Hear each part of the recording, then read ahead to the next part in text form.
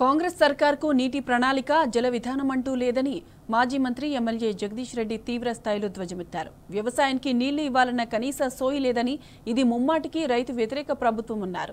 రాష్ట్రంలో కాంగ్రెస్ వచ్చింది, కరువు తెచ్చిందని ప్రజలే చెప్పుకుంటున్నారన్నారు.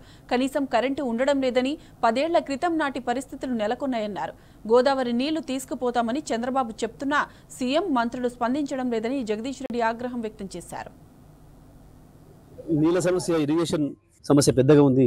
నీళ్లుండి కూడా ప్రకృతి మనకి నీళ్ళు ఇచ్చి కూడా వీళ్ళ చేతగాంతనం వల్ల, వీళ్ళ అజ్ఞానం వల్ల, వీళ్ళ ముందు చూపు లేకపోవడం వల్ల రాష్ట్ర రైతాంగం పెద్ద ఎత్తున నష్టపడుతుంది.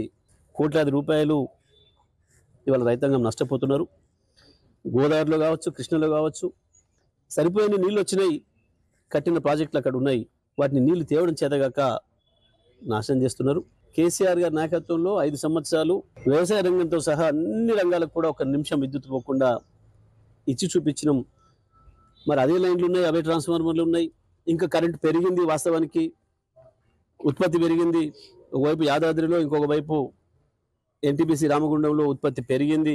2400 మెగావాట్ల పైగా అదనంగా వచ్చింది. అయినప్పుడు కూడా ఈ ప్రభుత్వానికి కరెంట్ ఇవ్వడం చేతగాట్లేదు. దాంతో వందలాది వేలాదిగా మోటార్లు కాలిపోతున్నాయి, ట్రాన్స్ఫార్మర్లు వెళ్ళిపోతున్నాయి. లో వోల్టేజ్, హై వోల్టేజ్ వల్ల ఇళ్లలో బల్బులు కూడా పగిలిపోతున్నాయి, టీవీలు పగిలిపోతున్నాయి. ఇటువంటి దుస్థితి మళ్ళీ వచ్చింది. 2014 ముందు పూర్వ పరిస్థితులు మళ్ళీ వాళ్ళు కనబడుతున్నాయి. తప్పకుండా వీటన్నిటిపైన కూడా మేము అసెంబ్లీలో కూడా లేవనెత్తుతాం. అవినీతి పెరిగిపోయింది బాగా. రాజకీయ నాయకులు, మంత్రులు, వాళ్ళ ఆదాయం పెరుగుతుంది, రాష్ట్ర ప్రభుత్వ ఆదాయం తగ్గుతుంది. ఇసుక మాఫియా, ఇసుక దోపిడీ కొరకు కాళేశ్వరం లిఫ్ట్ ప్రారంభించకుండా ఇవాళ కాళేశ్వరం కింద ఉన్న రైతాంగం మొత్తం సూర్యాపేట వరకు ఇక్కడ ఎండబెడుతున్నారు.